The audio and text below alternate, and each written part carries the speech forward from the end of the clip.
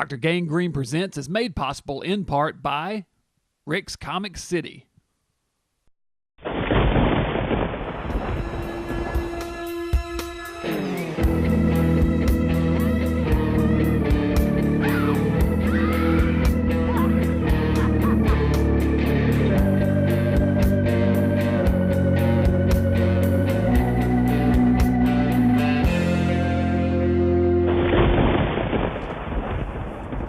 Greetings and welcome into Gangrene Manor. I'm Dr. Gangrene, your host into the macabre this evening. Come in and have a seat while I introduce you to the Parrish family. Now, you'll have to be careful not to spook them. You see, they're not too used to guests. They usually keep them themselves because they harbor a deep secret. That secret is a family member who is anything except normal. I call this tale Ordeal on Locust Street. What if Danny believed the story about the servants leaving just this morning? For goodness, Anna, why shouldn't he? It would hardly enter his head that we've never had servants here. We're all so good at telling lies, aren't we? Well, at least they are lies that hurt no one. Well, you'll be free of me very soon. You'll be married and in New York with Danny. Mama, to have somewhere that's really, really home. After all these years of moving one place to another and always being frightened. Mama, did I tell you what Danny said to me? He said he wanted 6 children. Of course, I just sat there and stammered and blushed. What's that? It's nothing. It's a recipe. You know, Danny even has names for them. Michael and Eric and David for the Margaret, boys. And we'll have the Beaujolais with dinner. Yes, Papa. Oh, darling, you better run along upstairs and get ready. Yes. Danny seems to be the kind who never late. Not a second. Life must run like clockwork. That's why I love him. And I love you too, Mama. And I love you too, Papa. Oh, tonight I love the world. Ah! Mama. There seems to be someone in the garden. George, go and see what's happened. You know what has happened. Mama, please, please don't. No one can see into that room. Wash your hands. That'll help. Wash my hands. Will that wash away Jason? I hate him, I hate him, I hate him!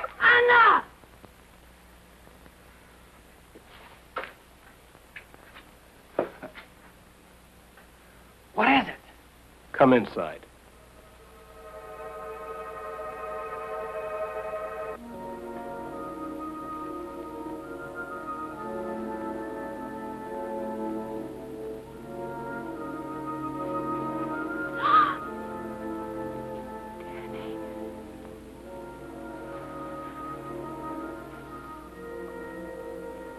Tell me, what is it? Danny, there is nothing for you to be afraid of. I'd heard stories about it, but I didn't believe them. And then, just now, I saw for myself, sitting in a red velvet chair. That's what was so horrible. In a red velvet chair with a high back, reading a book, for all the world like a human being. Oh, no. What I saw didn't belong inside a house. What I saw belonged in the sea. Danny, you're very young. I hope you will have the compassion to understand. Mama, no! He has to know. He is my son. He's Anna's brother. Anna's brother? Danny, It happened before he was born. He was born that way? Danny. It is a disease that is not contagious, nor hereditary. Danny, what Mama says is true. Anna, I can't. Before God, what Mama says is true. Anna, stop all the it. doctors swore it. It's not sorry, hereditary. I'm Danny, sorry. please don't leave me. Please don't leave me, Danny. Danny.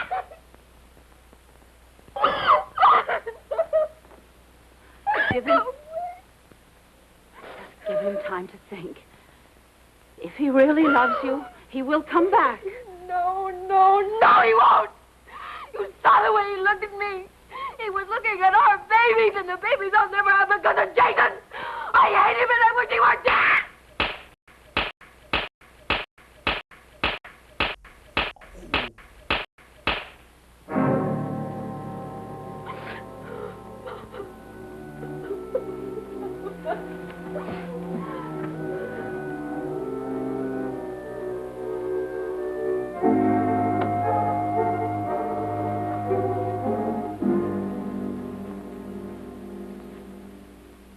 George, I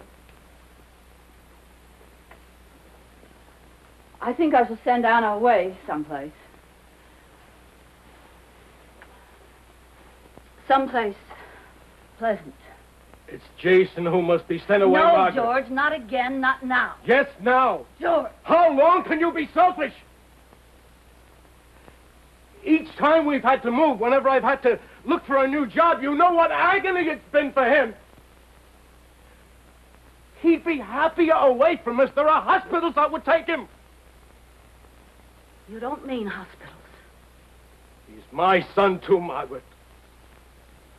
For the love of God, have some pity for the boy. Pity? Yes, pity! How do you think he feels locked up in the room? I have told you 100 times I will not let him go. And that's always finished the argument, hasn't it, Margaret? But not tonight. No, not tonight. Hush, George. He will hear you. You cannot ask me to give up my life. At last you said it, Margaret. He is your whole life. Not me. Not Anna. Jason. You've no love left for the rest of us. He needs me more. Margaret!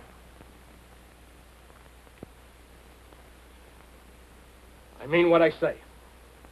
If you don't agree with me now, if you don't agree with me this moment to send Jason away, then I shall leave you.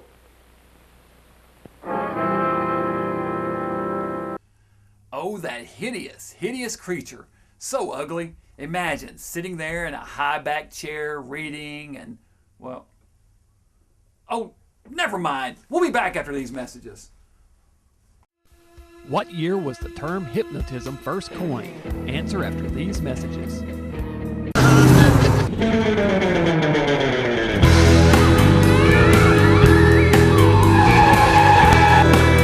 Hey, deadhead, don't you know that highway litter is bad for the people of Tennessee, costing taxpayers thousands of dollars each year? Keeping our waste managed helps keep our streets safe and clean for our drivers everywhere. Dr. Gangrene is keeping Tennessee clean. Go green with Dr. Gangrene. What year was the term hypnotism first coined? Answer, 1841 by Dr. James Braid. Welcome back to Dr. Gangrene Presents. Glad to see you survived those hideous commercials. Speaking of hideous, tonight's episode features someone with a hideous condition. This is Ordeal on Locust Street.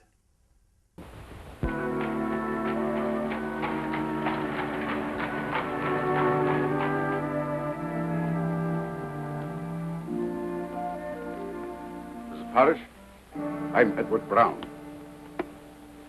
It was very kind of you to see me. Who could resist such a letter? I'm surprised, madam, you confide these intimacies to a stranger. As a stranger, you could be of no help to me, Dr. Brown. Madam, let's be clear on this point. I am no longer a doctor. My name has been officially struck from the British Medical Association. I'm not interested in that. All I care about is your knowledge and your talent, Dr. Brown. Sit down, madam. Thank you.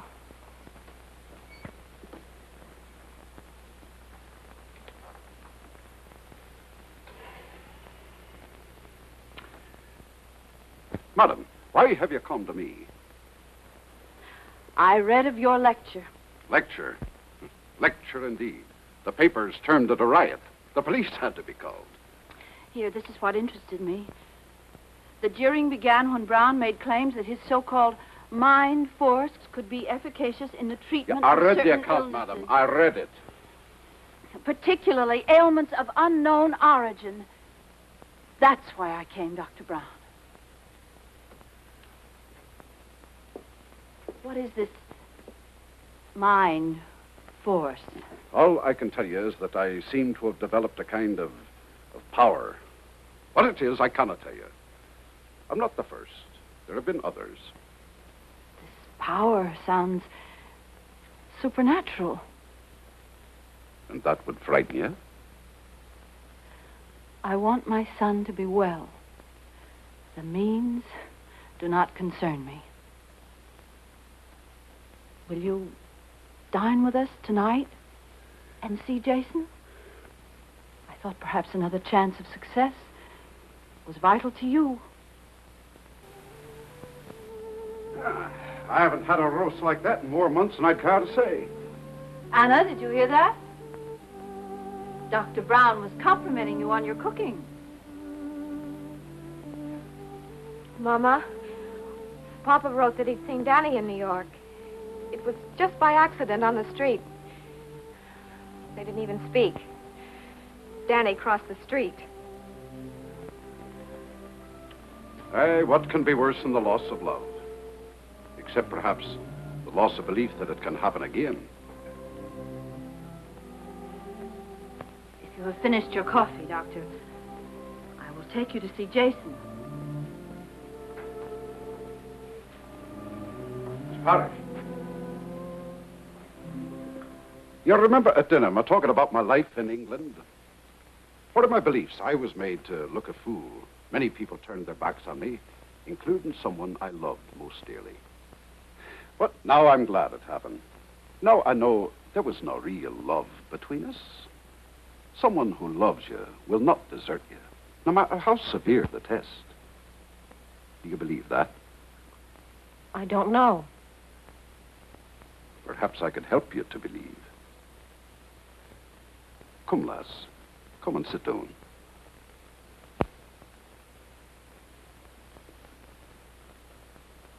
Perhaps I could help you to believe. Madam, have I your permission to play a game with Anna? You have? Anna, you know I want to be your friend. Yes. Give me your hands.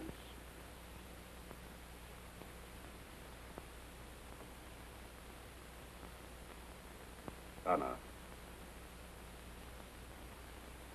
fix your gaze on a point of light in the ring.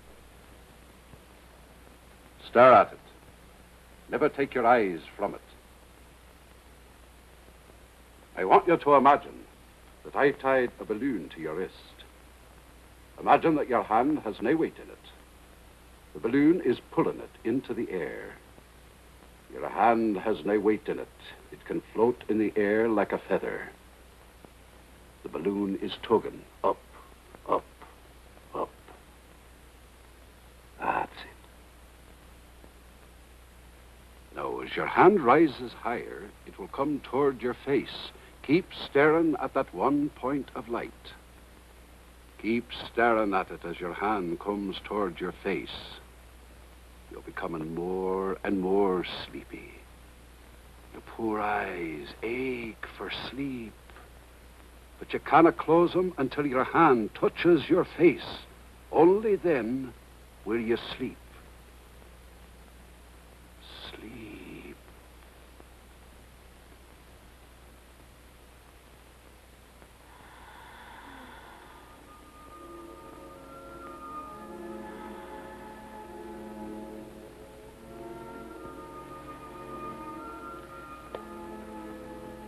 Easy with someone so eager to escape. Does she hear us? Only me. What sort of sleep is this? Where is she? I warned you. Somewhere beyond our understanding. You remember what I told you about the power the mind has over the body? Let me show you. Anna. Now you are even more deeply asleep. You hear nothing but my voice. Yesterday you had an accident in the kitchen. You scalded the back of your hand with boiling water. The skin is still raw and sensitive from the burn. Touch the back of her hand.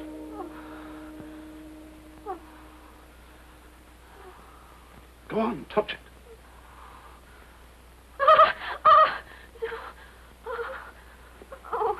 The burn is healed. The pain is all gone. In fact, you have no feeling in your hand whatsoever. The nerves are all dead. The hand is numb. Have you a pin?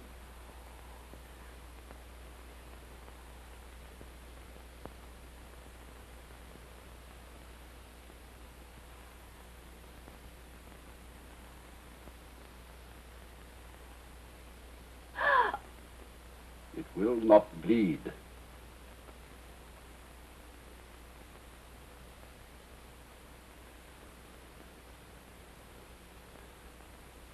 Now the hand is as it was, as if the burn had never been. Anna, listen carefully to me. When you wake up, you'll be as happy as you were before Danny went away. You will not forget him. You will only forget the pain of his going away. You will feel the hurt no more. When I count 3, you will open your eyes and be wide awake, feeling happier and more rested than you ever have in your life. 1, 2, 3.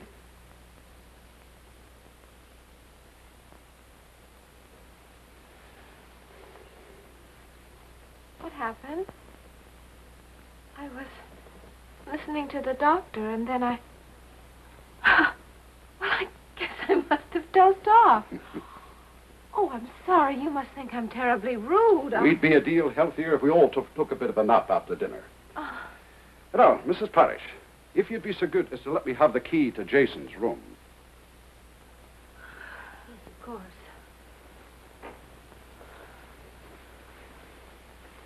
Doctor, I think if anyone can help Jason, it's you. Thank you.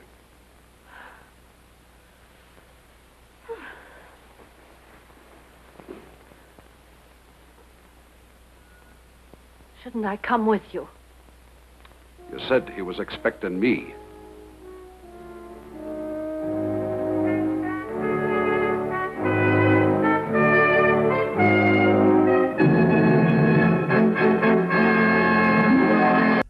Good old Doc Brown seems quite eager to help now, doesn't he? I'm sure the beautiful, easily mesmerized, single daughter has nothing to do whatsoever with his decision. Nah, nothing to do with that at all. You know, I suddenly feel inspired to continue my own studies. We'll be back right after these messages.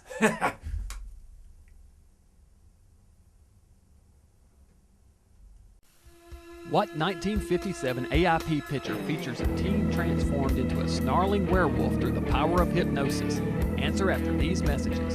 Summertime's here and everyone likes to get outside and enjoy the outdoors. But to keep the environment a safe, clean place, we need everyone's help. Cigarette litter is a fire hazard, environmental danger, and litter nuisance. Filters on a cigarette take years to decompose and can threaten aquatic life and water supplies. Take a second to properly dispose of cigarette butts in an ashtray or approved receptacle.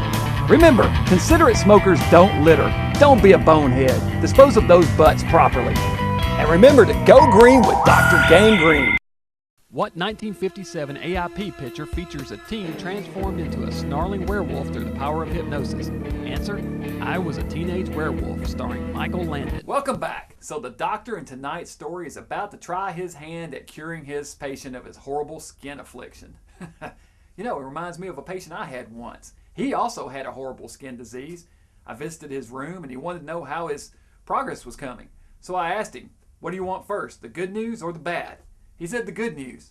I told him, you're about to have a disease named after you.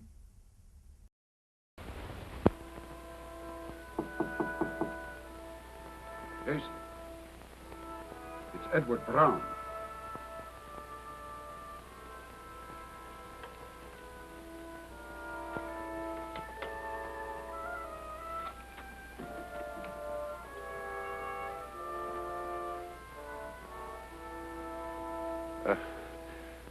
My name is Edward Brown. Your mother's kind enough to still call me Dr. Brown, but Then I expect you've heard that story. Jason, I feel very much an outcast, too. Will you remember that? I need your cooperation if I'm to be of help. Remember this, too. We'll be dealing with the unknown. How long it will take and to what end, I know no more than you.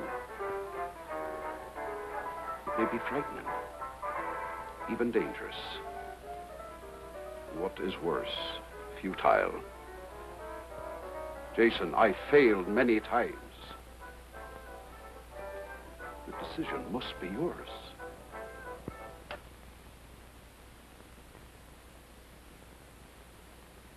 Good.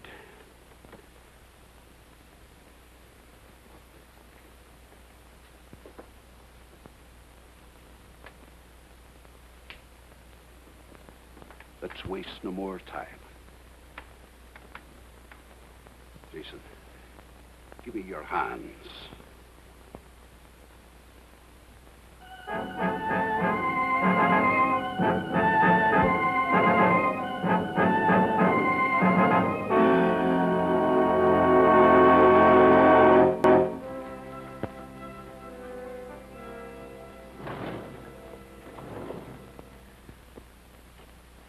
Not even on Christmas Eve.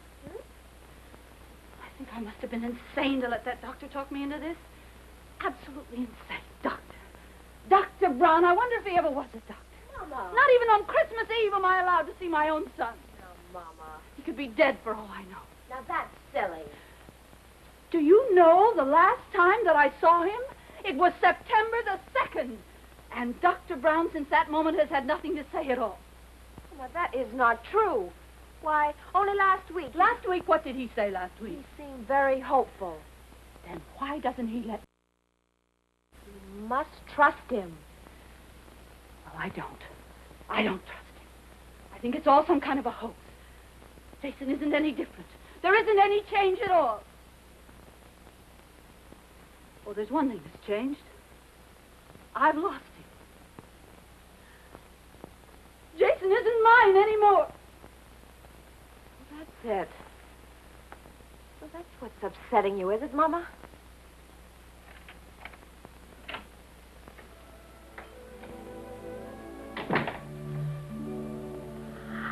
Papa!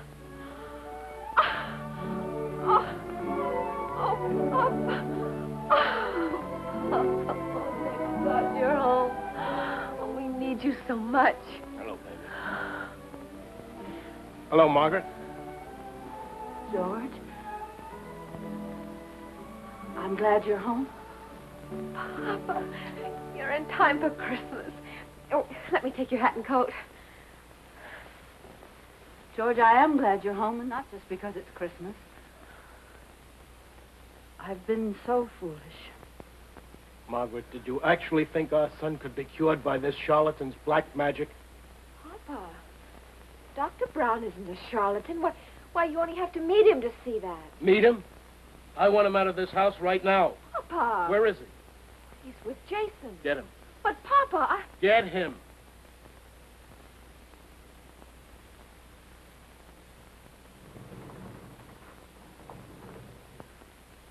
I was desperate, George. I know, Margaret. Margaret, I brought someone with me. He's waiting outside. Why? He's from a hospital in New York. No! Margaret, listen to me. No! I've seen the place. No! No, I've lost him once. Never again, never again. Margaret, we'll go down there together. You can see it for yourself. No! I have seen those places, I know. I would rather have Jason dead first. Margaret, all the papers have been signed. No! There's nothing you can do, Margaret.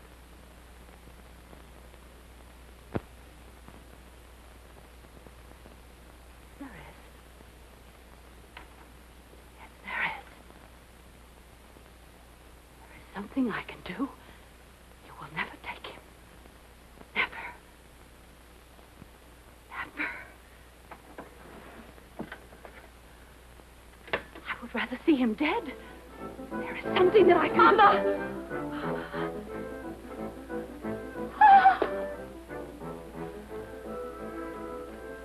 It was Jason's wish to wait till Christmas.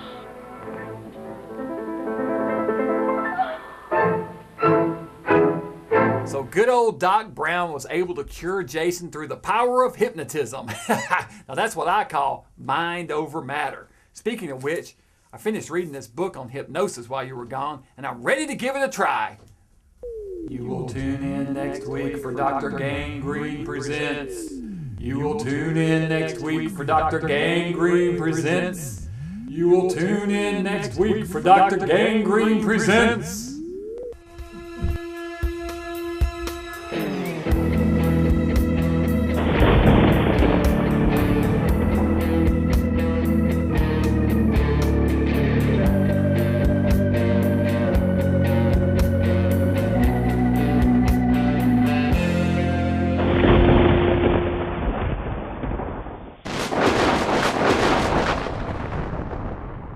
Hey, this is Dr. Gangrene, horror host from the Nashville area with another recommended movie of the week. This week we're going to do it wrestling style, Mexican wrestling style, because my movie is a Santo film, Santo and the Blue Demon versus Dr. Frankenstein. Now, you know, it really doesn't matter which Santo movie I recommend because they're all good. I mean, you got a masked Mexican wrestler fighting monsters. What's any better? What could get better than that? I mean, come on. This is just fun entertainment. So I'm actually going to recommend all the Santo movies in one. This is the one that I happen to have handy this week. But hey, get you a Santo movie. You know, sit back and watch it. You're going to have fun. It's Mexican wrestling. It's the guy in the mask. He's not just a wrestler. He's a superhero, and he's fighting monsters. There you go. So recommended movie of the week is a Santo film. Go find one. So Cameron, you got a favorite wrestler? Kevin Von Erich. Kevin Von Erich. In front of me here in the yellow trunks from Denton County, weighing 240 pounds, Kevin Von Erich. Kevin Von Erich. Come on, you can do better than that. Andy Kaufman. Andy Kaufman. I am so going to kick your ass.